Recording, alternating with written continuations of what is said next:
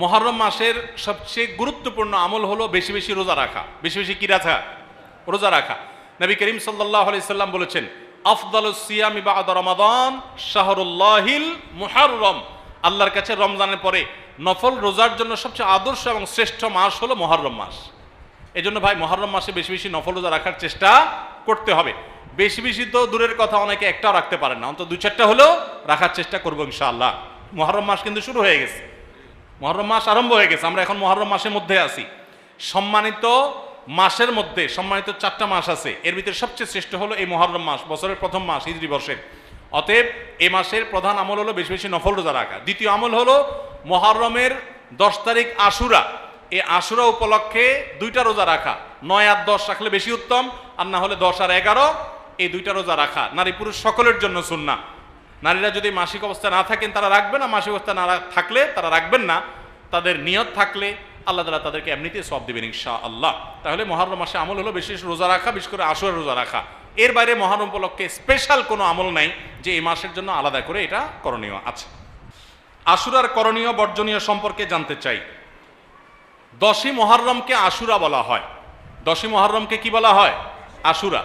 মুহররমের 10 তারিখ এটি কোরআন এবং হাদিসের দৃষ্টিকোণ থেকে খুবই গুরুত্বপূর্ণ এবং তাৎপর্যপূর্ণ একটা দিন। সারা বছরের ফজিলত এবং মর্যাদাপূর্ণ কয়েকটা দিনের একটা হলো আশুরা। মুহররমের 10 তারিখ বা 10ম দিনটি এটি তাৎপর্যপূর্ণ হওয়ার কারণ হলো এই দিনে আল্লাহ রাব্বুল আলামিন পৃথিবীর ইতিহাসে বহু নবী রাসূলকে অন্যায় এবং বাতিলের বিরুদ্ধে বিজয় দিয়েছেন। অনেক বড় বড় ঘটনা এই দিনে ঘটেছে এবং কিয়ামতের আগে আরো ঘটবে। এদিনের সবচেয়ে বড় ঘটনা যেটি ঘটেছে বা সবচেয়ে বড় আলোচিত ঘটনা হাদিসে, সেটি হলো এই দিনে আল্লাহ নবী মূসা আলাইহিস সালামকে আল্লাহ তাআলা ফেরাউনের বাহিনীর বিরুদ্ধে বিজয় দিয়েছেন। মূসা আলাইহিস সালাম এবং ঈমানদারদের বিজয়ের দিন এটি। আশুরার 10 তারিখ বা মুহররমের 10 তারিখ বা আশুরা, এটি হলো বিজয়ের দিন মূসা আলাইহিস সালামের এবং বনী ইসরাইলের। ফেরাউন তাদেরকে ধাওয়া করেছে, আল্লাহ তাআলা তাদের জন্য নীল নদে আল্লাহ তাআলা তাদের জন্য নদীর উপরে রাস্তা করে দিয়েছেন। সেই রাস্তা তারা পার হয়ে গেছেন অলৌকিকভাবে। আর ফেরাউন তার বাহিনী সহ তাদের অনুসরণ করতে গিয়ে মাঝ নদীর দিকে নিমজ্জিত হয়েছে। এখনো ফেরাউনের লাশ মিশরের পিরামিডে আছে। আল্লাহ বলেছেন, ওয়াকাযালিকা নুনাজ্জিকা লিবাদানিকা লিতাকুনা লিমান খালফাকা আয়া। তোমার দেহকে, হে ফেরাউন, তুমি যে অহংকারী ছিলে, তোমার দেহকে কিয়ামত পর্যন্ত আমি রেখে দিব, নষ্ট হতে দিব না, যাতে পরবর্তী প্রজন্মের কাছে তুমি শিক্ষার বিষয় হও, তোমাকে দেখে শিক্ষা নিতে পারে যে আল্লাহ দ্রোহীদের শাস্তি কি হয়, যত বড় পাওয়ারফুলি হোক না কেন।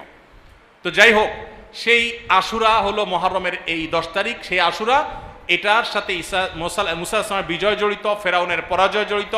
হক এবং বাতিলের দ্বন্দ্বের মধ্যে চূড়ান্ত এবং শেষ বিজয় হকের হয়, সেই শিক্ষা আশুরা আমাদেরকে দেয়। আশুরা উপলক্ষে আমাদের করণীয় হলো 2টা রোজা রাখা।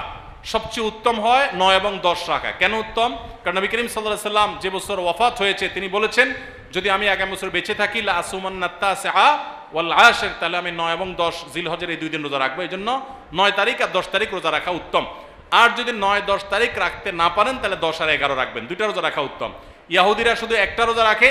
নবী সাল্লাল্লাহু আলাইহি সাল্লাম আমাদের রোজাকে তাদের থেকে স্বতন্ত্র করবার জন্য, তাদের থেকে পৃথক করবার জন্য 2টা রোজার নির্দেশ দিয়েছেন। এজন্য আশুরা উপলক্ষে 2টা রোজা রাখা সুন্নাত।